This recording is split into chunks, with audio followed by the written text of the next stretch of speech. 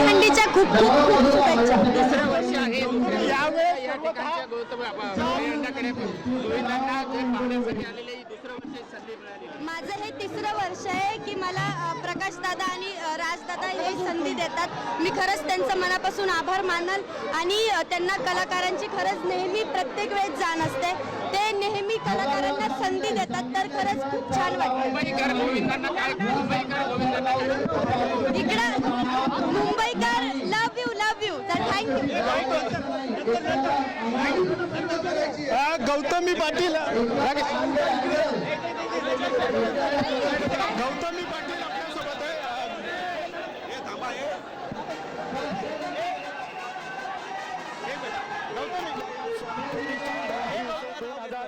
चे सन्माननीय आयोजक पहिले बोलवून घे. आमदार श्री शिवाजीराव पाटील साहेब चंदगड विधानसभा या ठिकाणी त्यांचे खरं तर दरवर्षी तू या ठिकाणी येते, यावर्षी काय वेगळेपण आहे? या वर्षी आता गाणी आपली वेगळी आहेत, तुम्ही बघताल आणि बरेच आपण सगळं चेंज केलंय. तुम्हाला आज दिसणार आहे सगळं वेगळं. तुझ्या गळ्यामध्ये माशाचं चित्र आहे. दरवर्षी एक वेगवेगळं चित्र तू या ठिकाणी येते. बॅकला पण ह्यावेळेस वेगळं ठेवलंय. आणि ह्या वेळेस मी दरवर्षी मुंबईला असते दहीहंडीला.